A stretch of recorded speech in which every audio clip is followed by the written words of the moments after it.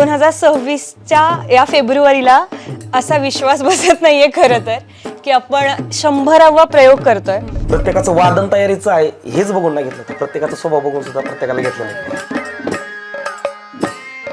की नुसतंच तयारीचं वाजवून उपयोग काय आहे ना, नुसतं तयारीचं वाजवून त्याचा स्वभाव चांगला नाहीये, हिडीस पिडीस. आता तुझी माझी भांडणं झाली, आम्ही एकमेकांशी लगेच बोलणार, अरे बाबा अजिबात डोक्यात काही ठेवायचं नाही, कारण आपल्याला 1000 नाही लाख शो करायचं नव्हतं. डवर नावाचं एक वाद्य आहे जे की आम्हाला शोधायला खूप त्रास झाला त्या वाद्यासाठी. ते त्यांच्या जातीच्या लोकांनाच ते देतात. ते वाद्य आम्हाला आजही आमच्या शोमध्ये ते वाद्य आम्हाला इच्छा आहे की त्यांनी ते आम्हाला द्यावं, ते वाजवावं. पण तर डवर आणि डाक हे जवळजवळचे फॉर्म आहेत. आम्ही डाक नावाचं एक वाद्य वाजवतो आणि 100व्या शोला अजून एक गोष्ट आहे की आता ते सगळे वादक ते वाद्य वाजवणार आहेत. तर 100व्या शोला ते एक तुम्हाला नवीन नजराना बघायला मिळणार आहे. घाटोळी 5 ते 6 मिनिटं चालते, पण एवढा मोठा कल्ला होतो घाटोळीवरती. त्यानंतर मला सुधरत नाही काय चाललेलं असतं पुढे. व्याख्यानाच्या माध्यमातून माझं सुद्धा खूप भलं झालं. आपली महाराष्ट्राची लोककला किती संपन्न आहे, किती समृद्ध आहे, किती प्रगल्भ आहे, आम्ही हेच दाखवतो. युजली आपण असं म्हणतो की महिला खूप हळव्या मनाच्या असतात, त्यांना खूप लवकर रडायला येतं. पण आख्यान चालू असताना किंवा आख्यान झाल्यानंतर जे लोक आमच्याशी भेटतात, असं बऱ्याच वेळा जाणून होतं की महिलांपेक्षाही कित्येक पटीने जास्त पुरुष त्यावेळेस रडतात, त्यावेळेस ते व्यक्त होतात. खूप महिला येऊन अजूनही खूप जण हातात हात धरून रडायला लागतात की मला माझ्या आईची आठवण आली. नमस्कार, मी श्रेया खांडगे. सर्वप्रथम तुम्हा सर्वांचं अगदी मनापासून स्वागत करते. तर मंडळी, एक काळ असा होता की महाराष्ट्राच्या गावागावामध्ये ढोलकीचा आवाज घुमायचा किंवा पोवाड्यातून शौर्य जागं व्हायचं. पण जसा जसा काळ बदलत गेला तशी आपली ही लोककला ही हरवून जायला लागली आहे आणि कुठेतरी पुस्तकांमध्ये बंदिस्त व्हायला लागली आहे. आणि आजचा जो काळ आहे तो झगमगत्या युगाचा काळ आहे, जिथे पॉप म्युझिकचा दरारा आहे. आणि अशा या काळामध्ये आपल्या महाराष्ट्रातले काही तरुण एकत्र आले आणि त्यांनी एक अशी टीम उभी केली आणि आपल्या लोककलेला पुढे नेण्यासाठी त्यांनी प्रयत्न केलेला आहे. तर आपल्याबरोबर आज फोक आख्यांची टीम आहे. आज आपण त्यांच्याशी गप्पा मारणार आहोत. तर सगळ्यात पहिलं तर मी तुम्हा सर्वांचं अगदी मनापासून स्वागत करते. तर आता मला असं वाटतं की आपण आपल्या गप्पांना सुरुवात करूयात.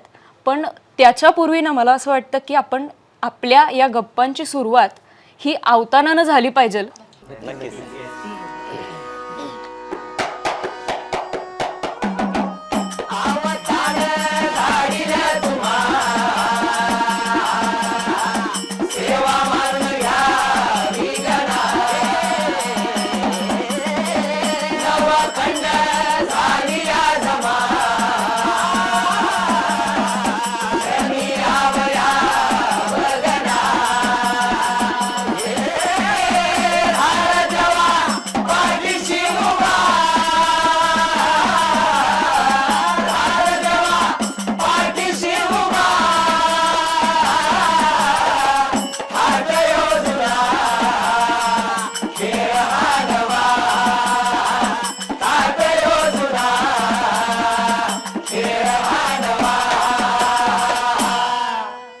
सुंदर. आणि आत्ता काटा आलाय माझ्या अंगावर अक्षरशः.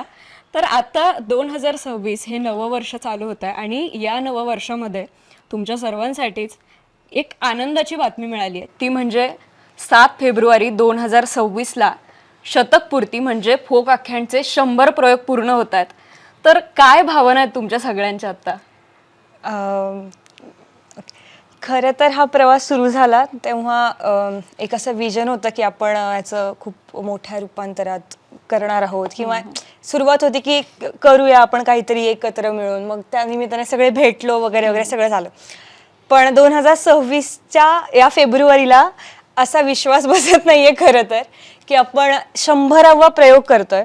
कारण हा पूर्ण प्रवास 1.5 वर्षांपासून आमचा जो चालू आहे, सोबत चालू आहे, तो इतका पटपट सरतोय की आम्हाला कळत नाहीये की दिवस कसे जात आहेत, प्रयोग पटपट होत आहेत. आणि त्याच सोबत प्रेक्षकांचा मिळणारा आम्हाला दाद आणि प्रतिसाद, एक्झॅक्टली. तर त्या सगळ्यांनी आम्हाला भारावून जाण्यासारखं पण होतंय आणि एक रिस्पॉन्सिबिलिटी पण वाढतीये की आता हे अजून छान झालं पाहिजे, आम्ही अजून हे व्यवस्थित केलं पाहिजे. आणि आम्ही आमच्या 100व्या प्रयोगासाठी खूप एक्सायटेड आहोत की आता आपण 100वा प्रयोग करणार आहोत आणि तो प्रवास आणि त्या दृष्टिकोनातनं अजून आमची थोडीशी तयारी चालू आहे आणि खूप छान वाटतंय की सगळे एकत्र पहिल्या प्रयोगापासनं ते आणि आत्ता 100व्यापर्यंत तीच टीम आहे, तेच बॉन्डिंग आहे आणि प्रत्येकाच्या कलाकृतीत थोडीशी एकमेकांच्या घेवाणीने वाढही झाली आहे, तर त्यासाठी अजून जास्त छान वाटतंय. तर फोक आख्यांची जेव्हा सुरुवात झाली तर ही कल्पना सगळ्यात पहिली कुणाला आली की आपण अशा प्रकारचा कार्यक्रम करायला हवाय आणि ही जी संकल्पना आहे ती आकाराला कशी आली? या कार्यक्रमाची मूळ संकल्पना जी आहे ती हर्ष विजय यांची आहे आणि पूर्ण कार्यक्रमाची रचना म्हणजे लिखाण जे केलं आहे, पूर्ण निवेदन पण तेच करतात आणि गाणी पण सगळी त्यांनीच लिहिली आहे, ते आहेत ईश्वर अंधारे. तर सगळ्यात पहिली संकल्पना ही हर्ष विजय यांच्या डोक्यात आली आणि त्यांना असं वाटलं की आपण काहीतरी लोककलेसाठी केलं पाहिजे आणि त्याच्या आधीची पण जी त्यांची कामं आहेत त्या दोघांचं एकतर आपल्या लोककलेवर महाराष्ट्राच्या लोककलेवर प्रचंड प्रेम आहे आणि त्यांच्या प्रत्येक गाण्यात किंवा प्रत्येक कलाकृतीत ते लोककलेचा अंग आपण म्हणतो ना की तो रस जो महत्त्वाचा आहे तो कायम आपल्याला ऐकायला किंवा बघायला मिळतो. तर ती मूळ संकल्पना त्यांच्या डोक्यात आली आणि मग ईश्वरदादा या तिघांनी मिळून ते सगळं पूर्ण रचलं आणि मग आम्ही सगळे महाराष्ट्राच्या वेगळ्या वेगळ्या कोपऱ्यातनं सगळे जोडले गेलो. प्रत्येकाचा आख्यानात घेण्याचा प्रवास वेगळा आहे, प्रत्येकजण वेगळ्या वेगळ्या रूपाने वेगळ्या वेगळ्या सोर्सने आलेला आहे आणि प्रत्येकाची आख्यानातली एक वेगळी स्टोरी आहे आणि एकत्र आलो आणि हे सगळं आता तुम्हाला दिसतंय असं सगळं घडत गेलंय. बरोबर. आता तुम्ही म्हणालात की प्रत्येकाची आख्यानात येण्याची स्टोरी वेगळी आहे किंवा महाराष्ट्राच्या कानाकोपऱ्यातून तुम्ही इथे आलेला आहात, तर तुमची ही जी टीम आहे ती कशी शोधली किंवा प्रत्येकजण ॲड होत गेला? तर तुम्ही सगळ्यांची मला स्टोरी ऐकायला आवडेल. आख्यानामध्ये प्रत्येकजण हा वेगवेगळ्या, जसं ही बोलली की प्रत्येकाचा सोर्स वेगळा येण्याचा, तर मोस्टली वादक गायक हे बऱ्यापैकी असं म्हणू शकतो की आम्ही यूथ फेस्टिवलमधून विजूदादा आणि हर्षदादांना भेटलो आहे. ते आम्हाला ॲज अ म्युझिक डिरेक्टर म्हणून पुणे युनिव्हर्सिटीमध्ये होते, तर तेव्हा आम्ही चारही वादक तिथे त्यांना भेटलो. तेव्हा ऋषी होता, अनुजाने आधी त्यांचा एक टायटल ट्रॅक गायलेला होता, त्यामुळे अनुजा तिकडनं आलेली आहे आणि सगळ्यांचा प्रवास यूथ फेस्टिवलमधूनच. आम्ही जवळपास 3 वर्ष त्यांच्या हाताखाली शिकलो आहे ह्या सगळे वाद्य. आमचं प्रत्येकाचं हे वाद्य नाही आहे, प्रत्येकजण वेगवेगळ्या वाद्यांमध्ये माहीर आहे, पण विजूदादांनी एक एक वाद्य आमच्याकडे देऊन ते वाद्य त्या पद्धतीने ट्रेन करून घेतलं आहे आणि तसाच प्रवास त्याचे बरेचसे जुने मित्रही आहेत जे की तो आधी राहायचा त्या ठिकाणचे मित्र आहेत आणि हे असे सर्व जुळून आलेले आहेत. असं ठराविक नाही की मला ह्यालाच घ्यायचं आख्यानात आणि ते झालं असं नाही. आणि आमच्या आधी असे बरेचसे कलाकार होते की त्याच्या डोक्यामध्ये होतं की अजून खूप काही नावाजलेले असतील किंवा आधीचे जे काही कलाकार होते तर ते त्यांच्याशी पण अप्रोच झालेले असे म्हणजे जवळपास 100-1 लोकांची लिस्ट होती तयार आख्यान बनण्याआधी. पण ते म्हणतात ना योगायोग कुठेतरी की आमचं नशीब असेल काहीतरी की आम्हालाच आख्यानात यायचं होतं, म्हणून हे सगळं जुळून आलं. प्रत्येकजण टीममध्ये आता हर्ष विजयदादांनी असं घेतलं की प्रत्येकाचं वादन तयारीचं आहे हेच बघून नाही घेतलं, तर प्रत्येकाचा स्वभाव बघून सुद्धा प्रत्येकाला घेतलेलं आहे की माणूस प्रत्येकजण तो कसा वागतोय. की नुसतंच तयारीचं वाजवून उपयोग काय आहे ना, नुसतं तयारीचं वाजवतो त्याचा स्वभाव चांगला नाहीये, तो हिडीस पिडीस हे पण उपयोगाचं नाहीये. तर त्याचं वादन पण चांगलं आहे आणि पोरं पण एवढी चांगली आहेत की एकमेकाशी एवढी भांडणं सुद्धा होतात आणि तेवढीच एकत्र सुरू राहतात. कधीच आत्ता बघा 100 शोकडे सगळे वाटचाल करतायत, सगळे येत आहेत, पण कधीच कोणाच्या मनात एकमेकांबद्दल तेढ निर्माण नाही झाली, कधीच नाही झाली. कायम एकमेकांविषयी प्रेमच करतात की आता तुझी माझी भांडणं झाली आम्ही एकमेकांशी लगेच बोलणार, अरे बाबा अजिबात डोक्यात काही ठेवायचं नाही कारण आपल्याला 1000 नाही लाख शो करायचे अजून कधीच. त्यामुळं हे सगळे एकत्र आणि कायम एकत्र राहणार आणि खूप प्रत्येकाचा प्रवास वेगळा आहे. आता माझा प्रवास असा आहे की शाहीर देवानंद माळे यांचं रेकॉर्डिंग चालू होतं पुण्यामध्ये TSM स्टुडिओला, तेव्हा मी त्यांना डब द्यायला गेलो. हर्ष विजय यांचं संगीत होतं त्या गाण्यासाठी, मी ते डब द्यायला गेलो तेव्हा हर्ष विजय यांची ओळख झाली. त्यांनी माझं गाणं ऐकलं, मग त्यांना कुठेतरी वाटलं पोराचा आवाज चांगला आहे, याच्या आवाजात काहीतरी रेकॉर्डिंग केलं पाहिजे. मग शिवबाराचं छत्रपती झालं ग, हे गाणं रेकॉर्डिंग झालं आणि ते जवळ 3 वर्षानंतर ते गाणं आख्यानाच्या माध्यमातून एवढं प्रसिद्ध झालं की आज आता ते गाणं आणि तुमचं नाव हे समीकरणच झालं. माझा प्रवास चालू होता. लहानपणापासून मी संगीत शिकत होते, भरतनाट्यम शिकत होते आणि असं काही काही चालू असताना मी एक मूवीसाठी प्लेबॅक सिंगिंग केलं होतं रांगडा नाच म्हणून. तर त्याचं BTS आम्ही इन्स्टावरती अपलोड केलेलं. ते आय थिंक विजयने आणि हर्ष विजय दोघांनी पाहिलं होतं. मग मला तसा एके दिवशी मेसेज आला की हॅलो वगैरे, की असं काही करायचा विचार आहे, तुझे व्हॉइस हे पाठवशील. तर मग म्हटलं ठीक आहे बघूया. देन मग आम्ही पुण्यात भेटलो. तेव्हा काहीच कल्पना नव्हती, मी यापैकी कोणालाच भेटले नव्हते, कोणाचीच ओळख नव्हती. त्यांनाही पहिल्यांदा भेटले होते आणि पुण्यातही पहिल्यांदा आले होते. सो असं झालं की ठीक आहे, माझ्याकडे आहे वेळ, आत्ता काहीतरी करूया, बस एवढंच माहिती होतं. आणि आम्ही आय थिंक 2च मिनटं भेटलो होतो कुठला तरी प्रयोग संपल्यानंतर, आणि झालं की ठीक आहे करूया. परवा का तेव्हापासून प्रॅक्टिस आहे, तू ये, संपलं इतकंच. मग गेल्यानंतर मला कळलं की कोण कोण आहे, किती जण आहेत आणि काय काय आहे. आणि तिथून झालं की ठीक आहे. मग तेव्हा फक्त इतकंच होतं की 1-2 प्रयोग करायचेत आपल्याला.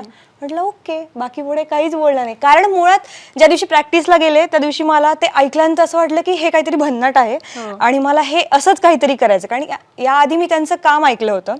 सो कुठेतरी मनात होतं की आपल्याला काहीतरी असं छानसं आणि वेगळं करायचं आहे. आणि टीम ही इतकी सुंदर भेटली, लेखन अप्रतिम होतं, सगळ्याच रचना सुंदर होत्या.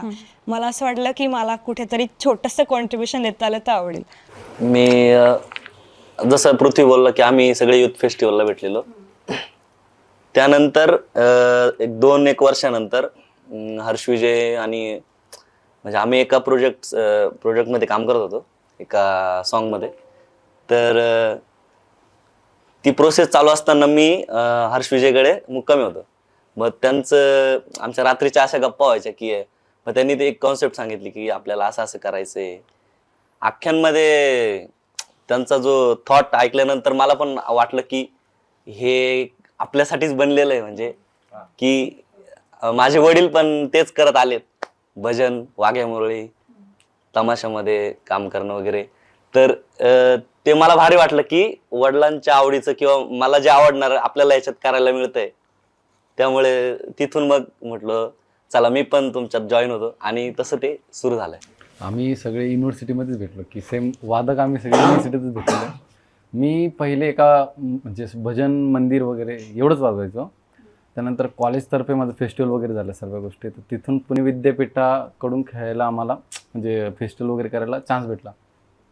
तर त्याच्यात आमचं नशीबच की एवढं मोठं की आम्हाला फेस्टिवलमध्ये करता करता आज आख्यानामध्ये आलो. आणि आख्यानामध्ये येऊन त्याच्या पलीकडे की मूवीला आम्ही 4 लोकांनी किंवा सिंगर आम्ही सगळ्यांनी काम केलं. 2016-17 साली आम्ही एक लोककलेचाच कार्यक्रम करत होतो नाशिकला. मी नाशिकची आहे त्यामुळे तिथे मीही तेव्हा लहान होते, शाळेत असेल बहुतेक मी. आणि विजयदादा त्या कार्यक्रमामध्ये ढोलकी वाजवण्यासाठी आलेला. तर त्या कार्यक्रमात आमची पहिल्यांदा भेट झाली. तो तिथे वादक म्हणून होता, मी गायक म्हणून होते. आणि तेव्हा ओळख झाली. तर तेव्हापासून विजयदादाने ते सांगितलेलं की आपण काहीतरी करूयात. म्हणजे आत्ता 2026 लागले, 10 वर्ष झाली त्या गोष्टीला.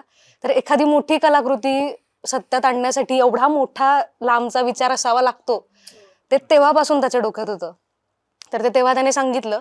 आणि आत्ता आख्यान सुरू व्हायच्या मला वाटतं 2-3 महिने आधी मला विजयदादाचा कॉल येतो आणि तो म्हणतो की असं असं आपण बोललेलो, तसं माझं सगळं प्लॅनिंग झालंय, काही गाणी केली आहेत, एक फॉर्म आहे कार्यक्रमाचा असा असा. आणि त्याने पूर्ण विचार सांगितला त्या कार्यक्रमाचा की असं असं आपण करतोय, तर आपण करूया का. मी म्हटलं नक्की करूया. माझं कॉलेज पण इंजिनिअरिंग पण माझं तेव्हाच संपलं होतं. तर मला काही हरकतच नव्हती पुण्यात जाऊन राहायला आणि हे सगळं करायला. सगळे आम्ही एकत्र आलो. आता माझी बऱ्यापैकी जणांची ओळख होती आधीपासून. सगळ्यात महत्वाचं हर्ष विजयदादाची ओळख होती. त्यामुळे मला असं हे फार नाही काही जाणवलं. जसं की रुचा ही मला वाटतं एकमेव अशी असेल जिची कोणाशी काहीही ओळख नसताना ती डायरेक्ट नवीन म्हणतो ना आपण ग्रुपमध्ये, तशी आलेली. त्याच्यामुळे आणि बाकी सगळ्यांची नवीन ओळखी झाल्या. खूप छान वाटतं आता या सगळ्या कमाल टीम सोबत एवढं भारी काम करून. माझी ओळख पण विजयदादाशी युथ फेस्टिवलमुळेच झाले. पण मी मुंबई युनिव्हर्सिटीकडून असायचो आणि हे सगळे पुणे युनिव्हर्सिटीकडून. म्हणजे हे आमचे अपोनंटच आधी होते, आता नाही. आणि तेव्हा जस्ट ओळख झाली होती विजयदादाशी की मी हार्मोनियम वाजवतो एवढंच. आणि विजयदादाचा कॉन्टॅक्ट मला कुंदनमुळे मिळाला होता. मग तो एक थँकफुल आहे माझ्यासाठी. ड्रीम घेऊन मी पुण्यात आलेलो की कॅटचा अभ्यास करणार, IIMला जाणार, MBA करणार, सेट एकदम. तसलं काहीच झालं नाही. मग मी असं असतं ना की आपण काहीतरी स्टोरी किंवा स्टेटस ठेवतो, तसं मी पण ठेवलेलं. तेव्हा विजयदादांनी मला वेलकम ब्रो, आणि मग त्यांनी तेव्हा एवढंच विचारलेलं की तू पायपेटी वाजवतोस का आणि तुझ्याकडे पायपेटी आहे का. तर तेव्हा म्हटलं हो, एवढंच. तेव्हा तो मला म्हटलेला की मी एक शो करणार आहे, तर त्यासाठी तू वाजवशील का. म्हटलं चालेल, बस एवढंच बोलणं झालेलं. आमचं मंडळ आहे, भजन मंडळ, तर त्यांच्याशी बोलून मग ते सांगितलं की मी असं असं घेऊन येणार आहे, एकच शो आहे, मग परत आणीन झालं की. मग ते बोलून मग मी काहीतरी मग शोच्या आधी पायपेटी आणली. मग त्या दिवशी सगळे भेटले आणि मग नंतर बॉन्ड होत गेलं. ते मग आता खूपच जवळचे सगळे झालेत. माझा पण प्रवास सेम युथ फेस्टिवल, म्हणजे मी राहुरी युनिव्हर्सिटीकडून करायचो, नंतर पुणे युनिव्हर्सिटीमध्ये आलो. तेच विजयने सेम आम्हाला सगळ्यांना घेतलं की वादक म्हणून तुम्हाला करायचं आहे, की आपण असं असं करतो. सेम वाक्य की आपल्याला नृत्य काहीतरी आपल्याला करायचं आहे, फोकमध्येच करायचं आहे. आणि आम्ही करत गेलो, करतो आहे आणखी. माझा मोठा भाऊ आणि विजयदादा हे चांगले मित्र आहेत. आणि आम्ही ढोलपथकामार्फत एकत्र आलो. म्हणजे तेव्हा मी भेटलो विजयदादाला. आणि नंतर दीपक असेल, विनायक, सागर, हे माणूस एक्सपायर झाल्यावर जेव्हा धाव्याचे कार्यक्रम करतात तेव्हा हे सगळे कार्यक्रम करायचे, ते धाव्याच्या गाण्यांचे रात्रीचे. तर मी त्यांच्यासोबत जायचो, फक्त साथीला वगैरे असं जायचो. आणि मग त्याच्यानंतर पुण्यामध्ये रंगपंढरी म्हणून संस्था आहे, तर तिथं हर्ष विजय हे म्युझिक डिरेक्टर म्हणून होते तिथे. आणि मग त्यांनी मला तिथं हे केलं, वाजवायची संधी दिली याच्यामध्ये, नाटकामध्ये वगैरे. मग त्याच्यानंतर आख्यानामध्ये इन झालो मी हळूहळू. खरं तर माझा प्रवास या सर्वांपेक्षा खूप वेगळा आहे, कारण मी आख्यानामध्ये उशिरा आलो. कारण हे जे 4 वादक होते त्यांना कुठे काम असायचं किंवा एमर्जन्सी असायची, ते त्यांच्यापैकी एक कोणी नसायचं, तेव्हा विजूदादा मला कॉल करून बोलवायचा की नयन असं असं आहे, तू येशील का. म्हणलं ठीक आहे. मग त्यानंतर पृथ्वीदादा, गौरव सगळेच माझ्याकडून सगळे वाद्यांची वेगवेगळी प्रॅक्टिस करून घेतली, सगळं माझ्याकडून व्यवस्थित सेट करून घेतलं आणि रंगमंचावर मला उभं केलं. आणि मला खूप चांगलं वाटलं की एवढ्या मोठ्या शोमध्ये वाजवायला मला त्यांनी संधी दिली. विजय आणि माझी मैत्री जवळजवळ 13 ते 15 वर्षापासून आहे. आणि हर्ष हा त्यानंतर मला 8-9 वर्षा अगोदर भेटला. तर त्याच्या अगोदर, विजय भेटण्या अगोदर आम्ही हे भजनाचे कार्यक्रम किंवा 3ऱ्याचे 10व्याचे कार्यक्रम आत्तापर्यंत आम्ही मागच्या वर्षीपर्यंत करत आलो आहे. आत्ता मध्ये 2-2.5 वर्षापूर्वी जास्त येणं झालं. त्यानंतर बोलणं झालं की असा असा शो करायचा. पहिल्या रिहर्सलपर्यंत आम्हाला माहितीच नव्हतं आम्ही इन होणार आहोत म्हणून. आणि त्यानंतर जे आत्तापर्यंत जे दिवस बदलले ते खूप भारी होते. आणि आत्ता पण यापुढे पण आम्ही शेवटपर्यंत, म्हणजे शेवटच्या श्वासापर्यंत हे आख्यान करायला भेटो, एवढीच इच्छा आहे. मुळात माझा आणि आख्यानाचा ब्रिज म्हणजे पण युथ फेस्टिवलच आहे. माझा आणि लोकसंगीताचा आख्यानाच्या आधी एवढा काही संबंध नव्हता, जो आख्यानामुळे मला समजला. आणि त्यात मी मुळात शास्त्रीय जास्त वाजवलं. मला हे लोककलेचं अंग काय राहतं की, आणि खरं तर आधी मी छोट्या बासऱ्या जास्त वाजवच नाही, फक्त बेस जी क्लासिकलची बासरी असते तीच वाजवायचो. नंतर त्या छोट्या बासऱ्या आख्यानामुळे स्टार्ट झाल्या आणि आता अजून त्यात नवीन करण्याचा प्रयत्न करतो. आणि त्यात अजून एक चॅलेंज मला भेटलं. तो साधं बोललेलं आहे की आपल्याला तारवा नावाचं वाद्य आणायचं बाबा. मग ते तू काही करून तू ॲडजस्ट कर म्हणे. मग ते कुठे पण शोध म्हणे. मग ठीक आहे. मग एकदा जव्हार नावाचं एक आदिवासी पाडा आहे नाशिक पुढे. मग तिथे मी त्या गावात गेलो, असंच लालपरीने गेलो. मग शोधत तिथून त्या इकडे गेलो, त्या बाबांकडे गेलो. त्या बाबांकडनं घेतला, पुण्यात आणला. थोडंसं त्यांच्याकडनं साठी शिकून घेतलं ते कसं वाजवायचं असतं वगैरे, थोडी आयडिया आली. ते अजूनही एवढं प्रॉपर जमत नाही, पण मी प्रयत्न करतो.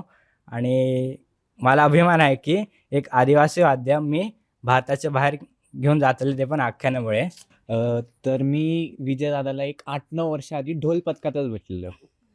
मग माझं नशीब एवढं भारी की मी दुसऱ्या पथकात जाणार होतो, पण ज्यावेळेस त्याला बघितलं ना की असं वाटलं ह्याचा ताशा हा खूप भारी ताशा वाजवतो.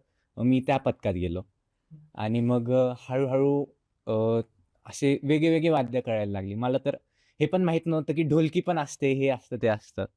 मी म्हणजे बॉलिवूड सॉंग्स वगैरे तेच ऐकायचो, लहान होतं त्यावेळेस मुळात. आणि मग हळूहळू लोककला वगैरे कळाली. त्याच्यानंतर मग ज्यावेळेस पहिला शो झाला त्यावेळेस मी बॅक स्टेजला होतो. मग हळूहळू मी शोमध्ये ऑन स्टेज आलो. मागच्या वर्षी गुढीपाडव्याच्या दिवशी आमचा शो झाला, त्यावेळेस तो माझा पहिला शो होता. आणि आता 100व्या शोकडे आम्ही चाललो आहे. हर्ष विजय यांच्यामधला विजय म्हणून, त्याचं विजयदादा आणि आम्ही बरेच वर्षापासून मित्र आहोत आणि सोबत पोवाड्याचे कार्यक्रम आणि शाहिरीचे परत आपलं भजनाचे असे कार्यक्रम सोबत करायचो. त्याच्यामुळं आमचं चांगलं बॉन्डिंग होतं आणि नंतर असं त्यांनी त्यावेळेस बोलला होता की आपण काहीतरी करू, नाही का, आपली आपली मुलं मोठी झाली पाहिजेत. आणि तसंच त्यांनी आख्यानाच्या आधी दीपकशी बोलला, म्हणला विनायकचा काही फोन नाही काय नाही, तर म्हणला तू त्याला घेऊन ये म्हणला. तर मी गेलो, दुसऱ्या दिवशी प्रॅक्टिसला गेलो आणि मग म्हणला की तू बॅकस्टेज का होईना कर. म्हणलं ठीक आहे. मग नंतर हळूहळू काय त्यालाच काहीतरी वाटलं आणि त्यांनी म्हणलं तू कोरसमध्ये हे कर, आणि असं आख्यानमध्ये झालो. माझा पण सगळ्यांपेक्षा वेगळा प्रवास आहे. तर जेव्हा मी जॉब करत होतो तेव्हा मला एक मनात खंत वाटायला लागली की आपण काहीतरी लोककलेसाठी काहीतरी केलं पाहिजे. तेव्हा हर्ष विजय यांनी मला म्हणले की तू पण काहीतरी शोमध्ये करण्यासाठी ये. तेव्हा मला जॉबमुळं जमत नव्हतं. नंतर मी बॅकस्टेजला काम करायला लागलो. नंतर मी ऑन स्टेजमध्ये आत्ता मी काम करतो आहे आणि आता आम्ही 100व्या शोकडे प्रवास करतो. मी युथ फेस्टिवलमध्ये म्हणजे ते पहिली स्टेप असते, पहिला राऊंड असतो आणि तिथे म्हणजे माझं मूळ होतं, माझं गायन होतं आणि मला टाकलं होतं फोक ऑर्केस्ट्रामध्ये. त्या टायमाला विजयदादा युथ फेस्टिवलमध्ये तिथे त्याचं खूप नाव होतं त्या टायमाला. तर तो आला होता बघायला आणि त्यानंतर मग तो आम्हाला डिरेक्टर म्हणून, म्युझिक डिरेक्टर म्हणून आला नेक्स्ट इयर युथ फेस्टिवलमध्ये. आणि ग्रुप सॉन्गमध्ये त्यांनी नंतर मग मला चान्स दिला गायला. आणि काही काळानंतर मग घरीच बसून होतो. एक दिवशी मग विजयदाचा मला कॉल आला की आपल्याला अशी कॉन्सेप्ट आहे, आपल्याला तू गायला येशील का. तर मी बोललो हो दादा मला चालेल. आणि त्या पहिल्या शोपर्यंत मी जॉब करूनच येत होतो, म्हणजे प्रॅक्टिसला पण अपडाऊन करायचं, म्हणजे असं माझं 9 to 6 माझा जॉब होता. तर मी तसं करून मग 6 वाजता प्रॅक्टिसला यायचो आणि कंटिन्युअस असं करायचो. आणि त्यानंतर मग दुसरा शो झाला आणि तिसऱ्या शो नंतर माझी इतका कॉन्फिडन्स झाला, तर मग वाटला की आपण शो करावाच. आणि हळूहळू दादा लोकांसोबत रेकॉर्डिंग आणि आता मूवीमध्ये आम्ही चौघांनी गायलं आहे, म्हणजे कोरस केला आहे, चान्स मिळाला आहे, ते पण खूप भारी वाटतं आहे. सगळेजण खूप भारी आहेत आणि कधी कोण दुसऱ्याला कमी लिखत नाही.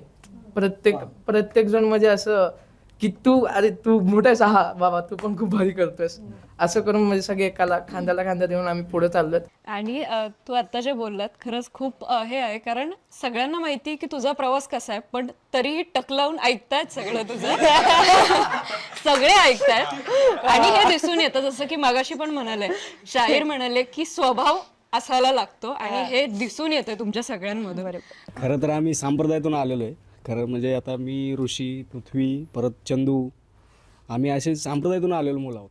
आमचा खरं तर याच्याशी काही संबंध नव्हता सुरुवातीला. आम्ही कीर्तन भजन वाजवायचो. आम्ही चंदू गायचा, ऋषी गायचा आणि पृथ्वी तबला वाजवायला जायचा. इथून सुरुवात खरी तर झाली. मग नंतर हळूहळू युथ फेस्टिवलमध्ये आलो. नंतर सगळ्यांचा सेम प्रवास, म्हणजे काय याच्यात काही बदल नाही. सगळे तिथूनच आलेत, सगळे एकत्र आहोत तेव्हापासून. युथ फेस्टिवलपासून 3-4 वर्ष झाले आज एकत्र आहोत आणि आता अजून सोबत आहोत आणि सोबत राहू कंटिन्यू, जोपर्यंत आख्यान चालू आहे तोपर्यंत. तर तुमच्या सगळ्यांचा हा प्रवास खरंच खूप प्रेरणादायी आहे. आता मला पुढचा प्रश्न ना वादक मंडळींना विचारायचा आहे. तर तुम्ही आख्यानामध्ये वेगवेगळ्या प्रकारची वाद्य आणलेली आहेत आणि जे सादरीकरण होतं ते खूपच म्हणजे अगदी टॉप लेवलला असतं आणि ही जी वाद्य असतात यांचा प्रभाव हा वेगळाच असतो. तर ही जी वाद्य आहेत, किती प्रकारची वाद्य वाजवली जातात, आणि मला हाही प्रश्न आहे की ही जी वाद्य आहेत ही खूप दुर्मिळ वाद्य आहेत किंवा लोप पावत चाललेली वाद्य आहेत, तर तुम्हाला ही सगळी वाद्य मिळतात कुठून? खरं तर वाद्यांचा एक वेगळाच किस्सा आहे.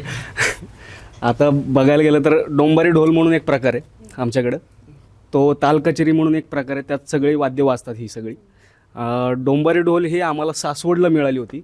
ती म्हणजे एकदम शोधून विजूदादा म्हणला की बाबा हे आम्हाला वाद्य पाहिजे.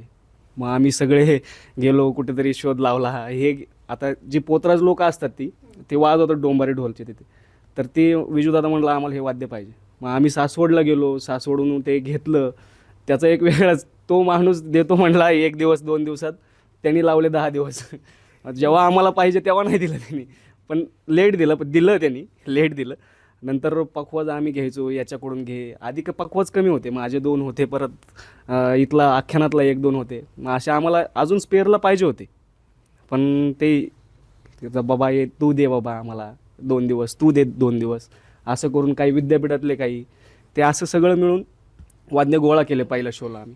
मग नंतर गुढीपाडव्याचा शो झाला ह्याला आपल्या पंडित फार्मला, तेव्हा बाकीचे पण वाद्य इन केले आम्ही, जे डोंबारी ढोल आहेत. परत संबळ आम्ही आणले, जे सासवडवरूनच आणली होती. आणि बाकी ढोलक्या वगैरे मुंबईवरून आणले आम्ही, पण जास्त आम्ही रिपेअर सुनील गाडी म्हणून आपल्या इथे पुण्यामध्ये म्युझिकल शॉप आहे, तिथे आम्ही रिपेअर करायचो. मग हलग्या आण कुठून, अकलूजवरून आण कुठून, कोल्हापूरहून हलग्या आण, असं करून सगळी वाद्य आम्ही जमा केली. काही अशी जुनी वाद्य आहेत की ज्यांची नावं सांगू शकता, किंवा ती खूपच दुर्मिळ किंवा ती मिळतच नव्हती आणि मग ती तुम्हाला खूप कष्ट करून मिळाली, अशा काही गोष्टी आहेत? आख्यानामध्ये दुर्मिळ अशी वाद्य तुम्हाला सांगायचं झालं, हा जसं बोललं की डोंबारी ढोल, जो की अशा स्टेजवरती म्हणा किंवा रेकॉर्डिंग फॉर्ममध्ये हे वाद्य कधी दिसलं नाही. म्हणजे आमच्या तरी बघण्यात अजून तरी ती वाद्य आली नाहीत. 70-80 वर्षापूर्वी मे बी ते असतील नसतील आम्हाला माहिती नाही. पण डवर नावाचं एक वाद्य आहे, जे की आम्हाला शोधायला खूप त्रास झाला त्या वाद्यासाठी. आणि ते त्याच्या मागचा किस्सा असा आहे की डवर नावाचे म्हणजे डवर वाद्य वाजवतात, त्यांची एक अशी म्हणजे परंपरा आहे, ते त्यांच्या जातीच्या लोकांनाच ते देतात. ते वाद्य आम्हाला आजही आमच्या शोमध्ये ते वाद्य आम्हाला इच्छा आहे की त्यांनी ते आम्हाला द्यावं, ते वाजवावं. पण तर डवर आणि डाक हे जवळजवळचे फॉर्म आहेत. आम्ही डाक नावाचे एक वाद्य वाजवतो, जे की पौड या गाण्यामध्ये विजूदादा स्वतः वाजवत होते. आणि 100व्या शोला अजून एक गोष्ट आहे की आता ते सगळे वादक ते वाद्य वाजवणार आहेत, तर 100व्या शोला ते एक तुम्हाला नवीन नजराना बघायला मिळणार आहे. तर डाक हे एक नवीन वाद्य आहे. जसं की तारपा झालं, हे पण आदिवासी वाद्य आहे, जे की लोकांना कधी माहिती नव्हतं. आणि चोंडकं पण आहे, आणि एक तारा पण, जे की लोप पावत चाललं होतं, जे जुन्या भजनांमध्येच वापरायचे, ते वाद्यसुद्धा आख्यानामध्ये आहेत. जे लोप पावत चाललेली वाद्य होते ना, ती मेन विशेष विजूदादा आणि हर्षदादांचं हे एक आहे की जे प्रचलित वाद्य ते आपल्याला नाही घ्यायचे. जे आपण जे लोककलेचा फॉर्म मांडतोय, तर जी पारंपरिक वाद्य तीच घ्यायची. नाहीतर आज असं झालं की बरेचसे लोककला सादर करतायत, पण त्यामध्ये बेस गिटार आहे, त्यामध्ये ड्रमही लावतायत.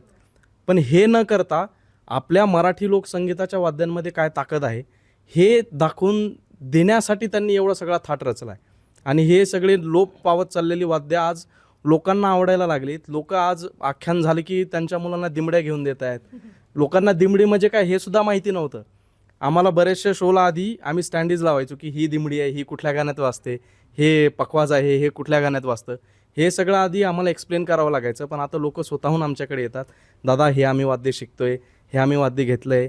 आणि हे खूप चांगलं वाटतं की आता महाराष्ट्राच्या लोककलेमध्ये आपल्या महाराष्ट्रीयन लोकांना सुद्धा ही गोष्ट आवडायला लागली की ते पॉप म्युझिक सोडून आता महाराष्ट्राची लोककला ऐकत आहेत. आणि अजूनही आमचा रिसर्च चालू आहे की जे वाद्य आम्हाला मिळू शकतं किंवा जे लोप पावत चालले आहेत ते आम्ही अजूनही इन करतोय वाद्य. अजून बरेचसे वाद्य जे बाकी आहेत आणि बरेचशा गाण्याचे फॉर्म आहेत जे की अजूनही आख्यानामध्ये यायचे बाकी आहेत. त्या गाण्याच्या फॉर्मनुसार ते वाद्य आम्ही अजूनही घेतोय, अजूनही त्याच्यावरती रिसर्च चालू आहे. तुम्ही सगळे वाद्य वाजवत आहात, म्हणजे एक वादक इतक्या वेगवेगळ्या प्रकारची वाद्य वाजवतो, तर तुम्ही हे सगळं शिकलात कसं काय? हा एक प्रश्न असा आहे की एखादा माणूस म्हणतो ना की एखाद्या माणसाला एवढं कसं जमतं, तर ते आम्हाला तो माणूस म्हणजे विजयदादा. की आम्ही विचार नाही करू शकत. आता मी तबला वाजवतोय तर कुणाला विचार, ठीक आहे तबला फॉर्मच्या आसपासची वाद्य कुठले आहेत, तर ठीक आहे ढोलकी वाजवू शकेल, पखवाज वाजवू शकेल, इथपर्यंत माझं ठीक आहे. पण मला डोंबारी ढोल वाजवायला लावणं, मला डाक वाजवायला लावणं, मला संबळ वाजवायला लावणं, ह्या सगळ्या गोष्टी विजयदादांनी करून घेतल्यात. आणि एक गॉड गिफ्ट असल्यासारखी की त्याला त्या वाद्याचा फॉर्म कसा वाजला पाहिजे तो त्याच्याकडनं आम्ही सगळं शिकलो आहे. की आमचे हे वाद्य कधीच नाही, पण प्रत्येक वाद्याचा रेझोनन्स वेगळा असतो. आणि एक संगीत कारभारी म्हणून ही एक खूप मोठी गोष्ट आहे की संगीत कारभाऱ्याला हे माहीत पाहिजे की म्युझिक डायरेक्टरला की कुठलं वाद्य किती वेळ वाजवायचं आणि त्याचा रेझोनन्स काय असला पाहिजे. एखाद्या गाण्यामध्ये एखादं वाद्य जर खूप वेळा वाजत असेल तर ते मोनोटोनच होतं, तर मग लोकांना असं झालं असतं की 2-4 शो आख्यानाचे ऐकले की बस झाला, आता खूप डोकं दुखायला लागले. पण असे लोक आहेत जे की 18, 17, आमचा एक जवळचा मित्र आणि 25 वेळा आख्यान बघितलंय. त्यांना म्हणलं बाबा तू असं का, ते म्हणलं अरे ती एक अशी नशा आहे ना म्हणे, उतरतच नाही. आज बघितलं उद्या जरी असेल उद्या पण येणार म्हणतो. आणि तीच ही गोष्ट आहे की संगीतकार भरी म्हणून त्याने सगळ्या वाद्यांना एक इम्पॉर्टन्स किती असला पाहिजे. आता तारपा जे वाद्य आहे ना ते तुम्ही फार फार ते 2-4 मिनटं ऐकू शकाल. त्याच्यावर जर जायला लागलं ना, आता आपल्याकडे जी परंपरा होती बघा की अंधश्रद्धा म्हणतात आपल्याकडे, पण ते वाद्य खूप जास्त वेळ ऐकल्यामुळे ना डोकं दुखायला लागणं किंवा चिडचिड होणं तुमची, तुम्ही असे चिडचिड करायला लागाल, तुम्ही रागराग करायला लागाल ते वाद्य सारखं ऐकून. पण त्याला हे माहिती की हे वाद्य एवढाच वेळ गोड वाजतं, ते एवढा वेळ या वाद्याला ठेवायचा, दुसरं वाद्य लगेच बदलायचं. तर आम्ही हे सगळे वाद्य हाताळायचं शिकलो फक्त विजयदादामुळेच, आणि अजूनही शिकतोय. अजूनही बरेचसे वाद्य इन होत आहेत जे तुम्हाला शोमध्ये आल्यावर दिसतीलच. आता नवीन नवीन अजून कुठली वाद्य येत आहेत ते नक्कीच. मग हा जो 100वा आता प्रयोग होणार आहे त्याच्यामध्ये काय वेगळे पण तुम्ही आणणार आहात याच्याबद्दल सांगू शकता? याच्यामध्ये बरंच काही काही वेगळे येणार आहे. आता ते जर अनुभवायचं असेल तर तुम्हाला तिथे नक्की यावं लागेल. ते इथे सांगितल्यावर तुम्हाला त्याची मजा नाही येणार ना. तर काय असतं, त्याचा आधी रिव्हील करण्यापेक्षा तिथे येऊन जे बघण्यात अनुभव, संगीत ही अशी गोष्ट आहे ती समोरासमोर बसूनच अनुभवली पाहिजे. म्हणून नक्की तुम्ही 100व्या शोला एकदा या, तिथे आम्ही नक्की तुम्हाला दाखवू. तर आता मला आख्यानाबद्दल विचारायचं आहे की आख्यानाचं तुमचं स्वरूप कसं असतं, म्हणजे आख्यानाची जी सुरुवात असते किंवा मध्य असतो, शेवट असतो, मग याच्यामध्ये तुम्ही वेगवेगळ्या प्रकारची गीतं असतील किंवा अभिनय असेल, निरूपण असेल, या सगळ्या गोष्टी सादर केल्या जातात. तर एक मला थोडक्यात सांगू शकता की हे स्वरूप कसं असतं आणि त्याची झलकही मला ऐकायला आवडेल. अच्छा, नक्कीच. आख्यानाची सुरुवात ईश्वरदादांनी जसं रचलेलं आहे त्यामध्ये सुरुवातीला आम्ही नमन, जे की आपल्या देवी देवतांचं नमन करून आम्ही जसं आपल्या प्रत्येक कार्याला जसं गणपती बाप्पाचं आपण नमन करून चालू करतो, तसे आख्यानाची सुरुवात ही देवी देवतांचं नमन करून सुरू होते. नंतर गण, गवळण, नंतर घाटोळी, जात्यावरचं गाणं असेल, असा फॉर्म पुढे चालू राहतो. आणि ॲट दी एंड तुम्हाला मग गोंधळ आणि तुम्हाला शेवट त्यामध्ये आख्यानाची पूर्ण कथा होते आणि ते तुम्हाला ऐकायला मिळतं तिथे. तर आपण ऐकूया त्यातला एक फॉर्म आता नक्कीच. घाटोळीबद्दल तर घाटोळी हा खूप जुना कला प्रकार आहे, जो देवी देवतांवरती गायला जायचा. अंबाबाई, काळूबाई, असं जास्त करून लखबाई, लक्ष्मी देवी त्यावरती गायला जायचं की पोतराज नाही का, ते फिरिस्ते आहे, डोक्यावरती देवी असायची, एका महिलेच्या डोक्यावरती देवी असायची आणि तो पोतराज त्याच्या हातात कोरडा असायचा आणि तो प्रत्येकाच्या दारोदारी जात ते त्यांचं कामच असायचं ते करायचे. आणि तेव्हा तो पोतराज हातात हलगी घेऊन ते घाटोळी गायचा, म्हणजे थांबून थांबून गायचा. मग आमच्या ईश्वरदादांनी त्याला घाटाघाटाच्या वळणाच्या वळीवळीनं आलेली घाटोळी असं त्याला एक वेगळं नाव दिलं आणि अख्खा महाराष्ट्र त्याला ओळखायला लागला. मुळात घाटोळी पहिली गायची, पण छत्रपती शिवरायांची घाटोळी महाराष्ट्रामध्ये सगळ्यात पहिल्यांदा कोणी केली असेल तर हर्ष विजय यांनी केली. आणि ती घाटोळी एवढी व्हायरल झाली की प्रत्येक माणसाला माहिती झाली की घाटोळी काय असते, काय कला प्रकार असतो. आणि बरीच लोक घाटोळीला पवाडा सुद्धा म्हणतात, तर तो पवाडा नाही, ती घाटोळी. पवाडा हा वेगळा असतो, घाटोळी वेगळी असते. तर तीच घाटोळी जी आख्यानाच्या माध्यमातून एवढी प्रसिद्ध झाली तुमच्यासमोर सादर करतो. वा,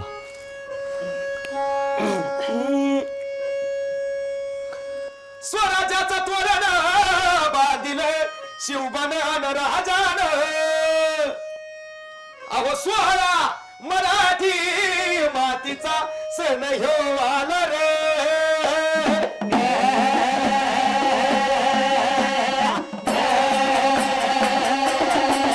स्वराज्याचा तोरण बांधिले शिवबन राजान, सोहळा मराठी मातीचा सण ह्यो आला रे. माझा राज माझा शिवबा छत्रपती, शिवबा राजा छत्रपती झाला ग माय ग ग ग ग. माझा राजा छत्रपती झाला ग माय ग ग ग ग. माझा राजा छत्रपती झालं ग माय ग ग ग ग. माझा राजा छत्रपती झाला ग माय ग ग ग ग. छत्रपती शिवाजी महाराज की जय. अशी घाटोळी 5 ते 6 मिनिटच चालते, पण एवढा मोठा कल्ला होतो घाटोळीवरती त्यानंतर मला सुधरत नाही काय चाललेलं असतं पुढे. त्यामुळं या घाटोळीवरती खूप प्रेम केलं रसिक मायबापांनी आणि आख्यान तर उचललंच. आणि त्यानिमित्त त्या आख्यानाच्या माध्यमातून माझं सुद्धा खूप भलं झालं की अवघा महाराष्ट्राच्या बाहेर दिल्लीमध्ये मागच्या वर्षी 19 फेब्रुवारीला कार्यक्रम केला. आता दुबईसारख्या ठिकाणी जाऊन आलो. दुबईसारख्या ठिकाणी आपलं आख्यान हाऊसफुल होणं ही खूप मोठी गोष्ट आहे, कारण हजार 2,000 पब्लिक त्या ठिकाणी आलं होतं. कारण त्या ठिकाणी शो लावून मराठी रसिक एवढा येणं, त्यांनी आख्यानावर एवढं प्रेम करणं, ही खरंच आपल्या महाराष्ट्राच्या आणि मराठीसाठी खूप महत्वाची बाब आहे. धन्यवाद. तर याला म्हणतात आवाज, आणि खूप छान वाटलं ऐकून. पण हा जर आवाज टिकवायचा असेल तर तुम्ही खूप जास्त सरावही करत असाल. म्हणजे इतकं जोरदार सादरीकरण जर स्टेजवर होत आहे तर त्याच्यासाठी तगडा रियाज करणं खूप गरजेचं आहे. तर बिहाइंड द सीन्स काय गोष्टी होतात आणि हा रियाज कसा चालतो, काय गमती जमती आहेत त्याच्याबद्दल सांगा. रियाजाचं म्हणलं तर ऋषी भाऊला विसरायला पाहिजे. रियाजाचं म्हणलं तर माझा जास्त का कंटिन्यू कार्यक्रम चालू, रियाज कधी करायचा, रात्रभर प्रवास, उठायचं पाठ कधी रियाजाला, तो प्रॉब्लेम.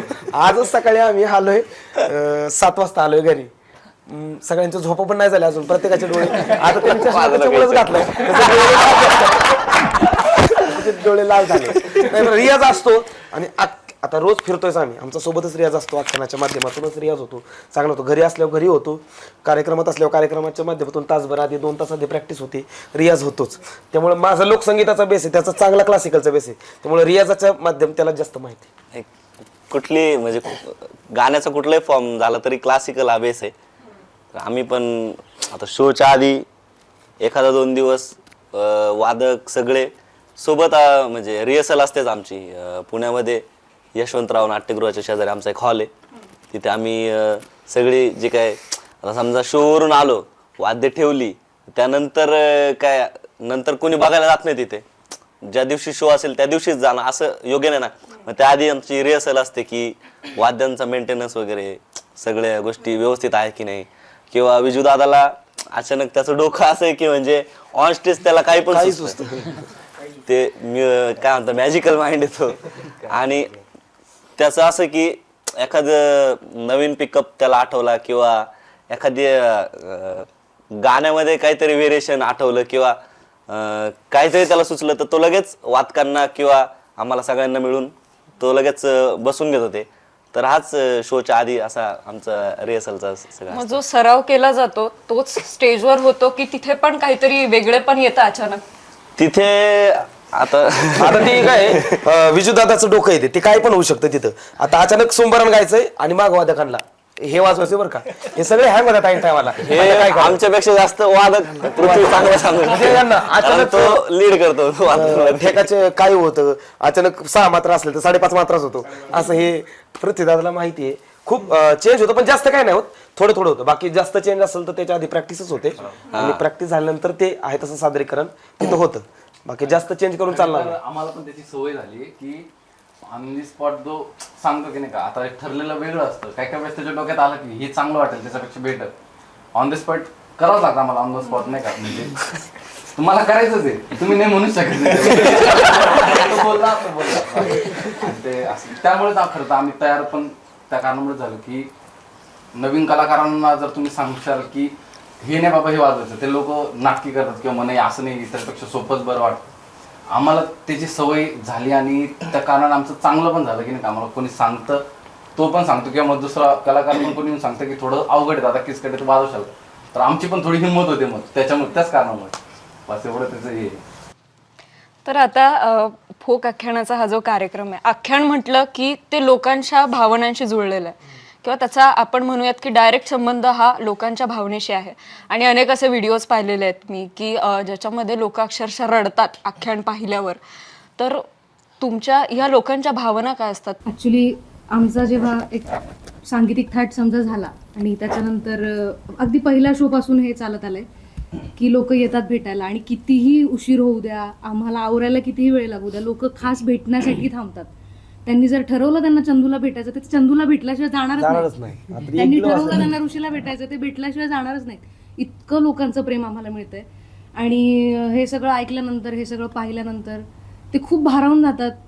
काहींना तर म्हणजे त्यांची प्रतिक्रिया अशी असते की त्यांना खूप बोलायचं पण असतं, त्यांना बोलताही येत नसतं, ते फक्त रडतात. त्यांना हसू की रडू हेही त्यांना त्या मोमेंटला कळत नसतं.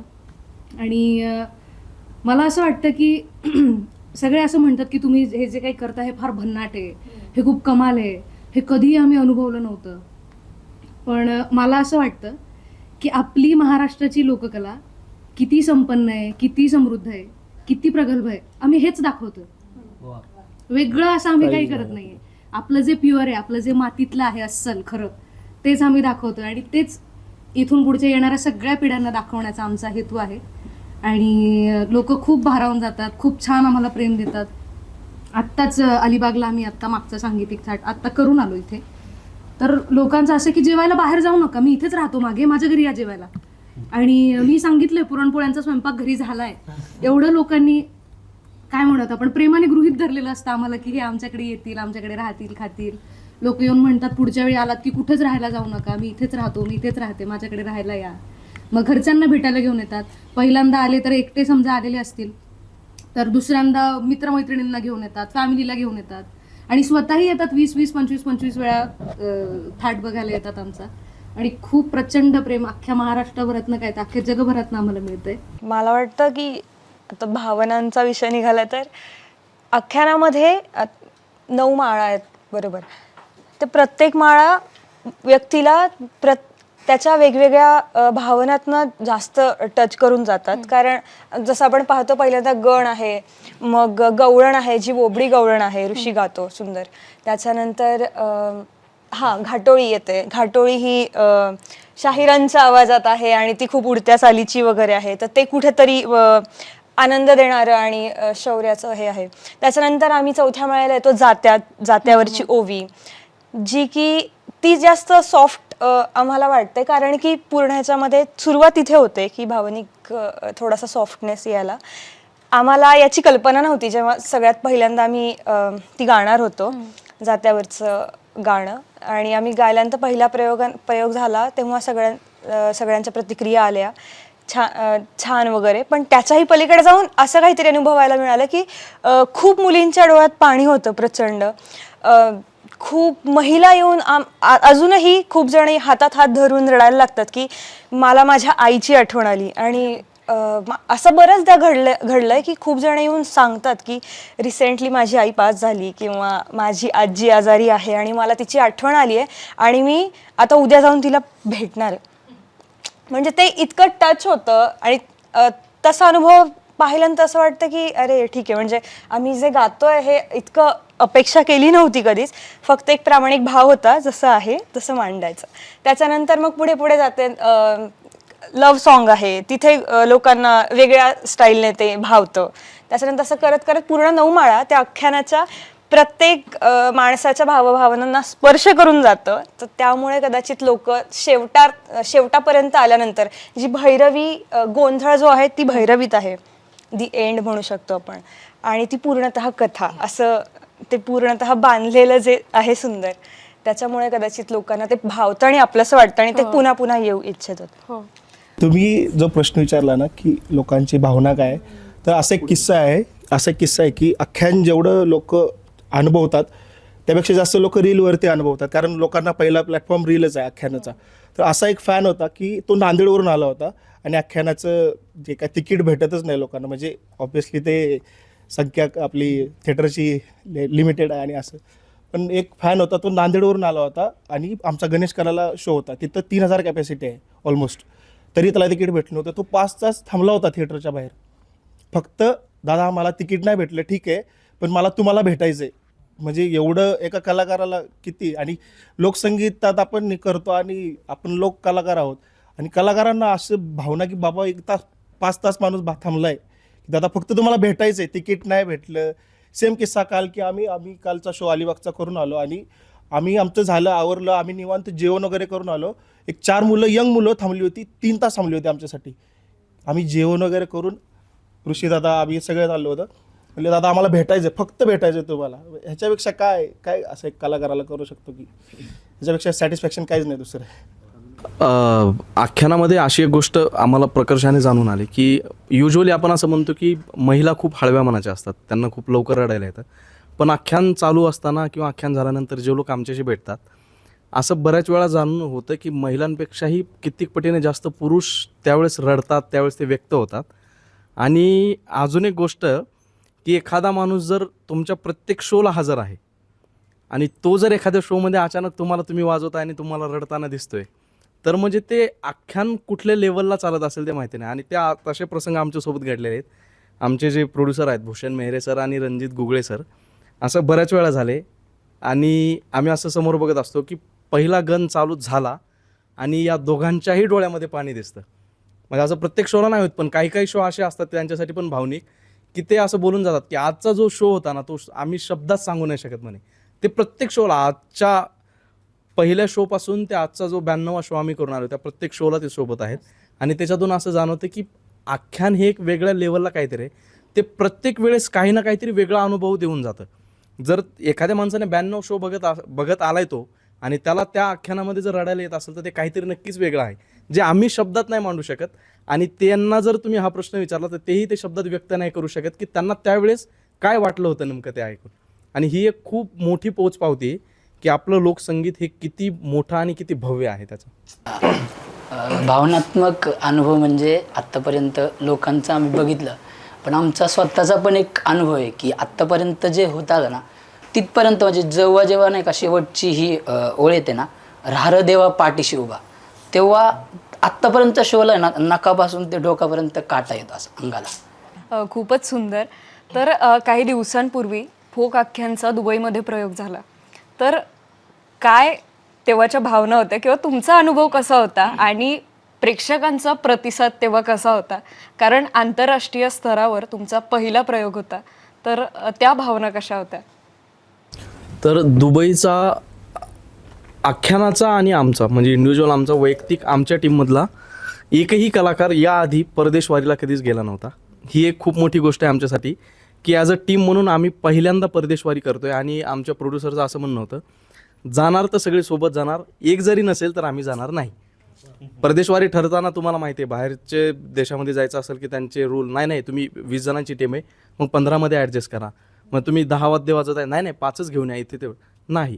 आख्यान जाणार तर जे सुरुवातीपासून आहेत आणि जे आत्ता पण आख्यानात आहेत ते सगळे वाद्य आणि जे लोक आहेत ते सगळे घेऊनच जाणार. आणि एवढा मोठा तामझाम, नाहीतर आख्यान सुरुवातीच्या 1-2 महिन्यामध्येच परदेशवारी करून आला असतं. पण हा जो अट्टहास होता की आख्यानातले सगळे लोक एकदाच जाणार आणि तो आमचा दुबई आणि अबुधाबीचा दौरा तो ठरला. त्यामध्ये आख्यानातले जे लोक आहेत जे बॅकस्टेजला पण आहेत, जे ऑनस्टेज आहेत, जे प्रोड्युसर आहेत, ते सगळे पहिल्यांदा परदेशवारीला दुबईमध्ये गेले. आणि अजून एक आमच्या समोर एक खूप मोठा टास्क होता की आख्यानाची वाद्य, कारण की आख्यानात प्रत्येकाकडे एक 2 वाद्य येतात, म्हणजे जवळपास 70-80 वाद्य आम्हाला एका वेळेस न्यायचे, प्लस तुमच्या ट्रॉली बॅग आल्यात, एवढे सगळे. म्हणजे आम्हाला एक वेळ असं झालं होतं की हे जाणं शक्य नाही, की एवढा मोठा फाईन बसेल आम्हाला. पण धाडस केलेलंच होतं आधी. आणि आख्यानावर प्रेम करणारे खूप मोठी पाठबळ महाराष्ट्राच्या लोकसंख्येचं आमच्यासोबत आहे. तसंच आम्हाला एअर इंडियाचे जे काही कर्मचारी आहेत जे आख्यान त्यांनी आधी बघितले, त्यांनी एवढी मदत केली. आम्ही विमानतळावर पोहोचल्यानंतर त्या वाद्यांच्या बॅग ते स्वतः घेऊ लागले आम्हाला. स्वतः आख्यानात बसेपर्यंत आख्यानात विमानात बसेपर्यंत ते आमच्यासोबत होते. आणि विशेष ही गोष्ट आहे की आम्ही ज्यावेळेस दुबईवरनं परत आलो त्या माणसाची ड्युटी संपलेली असताना तो माणूस आमच्यासाठी रात्री 2 वाजता तिथे उभा होता आम्हाला रिसीव्ह करण्यासाठी. आल्यानंतर त्या माणसाने आमची नजर काढली की तुम्ही दुबई वारीवरनं आलाय आणि तुम्हाला तिकडची वाईट नजर भारतात आणू नये तुम्ही, किंवा तुमच्यावर कोणाचे अजून वेगळे संस्कार होऊ नये. त्याच्यामुळे ही एक खूप मोठी गोष्ट आहे की तुम्ही फक्त बाहेर जाऊन येणं हेच नाही, तर लोकांची खूप इच्छा आहे की तुम्ही बाहेर जगात जावं, जगाला आपली लोककला दाखवावी. आणि ते पण आम्हाला एवढ्या म्हणजे आता बऱ्याचशा देशांमधनं आम्हाला कॉल येत आहेत की तुम्ही या देशात या, त्या देशात या, आम्ही तुमची वाट पाहतोय. आणि हळूहळू ही वारी होत राहणार आहे. आणि दुबईचा पहिला प्रवास म्हणून सगळ्यांसाठी हा अविस्मरणीय क्षण होता की पहिल्यांदा सगळेजण आणि एवढा मोठा लवाजमा घेऊन आम्ही पहिल्यांदा लोककलेचा एवढा मोठा सोहळा दुबईमध्ये साजरा केला. माझा एक पर्सनल अनुभव होता दुबईला जाण्याचा. भरपूर माझे जेवढे पण मित्र आहेत ते सगळे ऑलमोस्ट खूप म्हणजे बाहेर जाऊन आलेले आहेत आणि त्यांचे पर्सनल त्यांनी शो केलेले आहेत. आणि एकाने मला माझे एक पर्सनल मित्र आहे एक माझा, तर तो मला सहज बोलला की तुझं काय होणार आहे का नाही, असं मला तो बोलला होता एका टायमाला.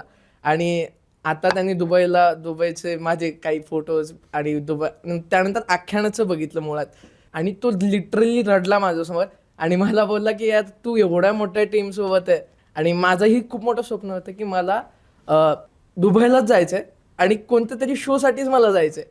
आणि एवढा अभिमान वाटतोय आता की ते स्वप्नही पूर्ण झालं. एका शोसाठी गेलो आणि ते पण आपली महाराष्ट्राची लोककला, त्याच्यासाठी मुळात इतकं आता भारी वाटतंय. आणि हा माझा एक पर्सनल अनुभव होता. तरुणाईने जर ठरवलं तर ती काय करू शकते याचं उत्तम उदाहरण म्हणजे फोक आख्यांची टीम आहे.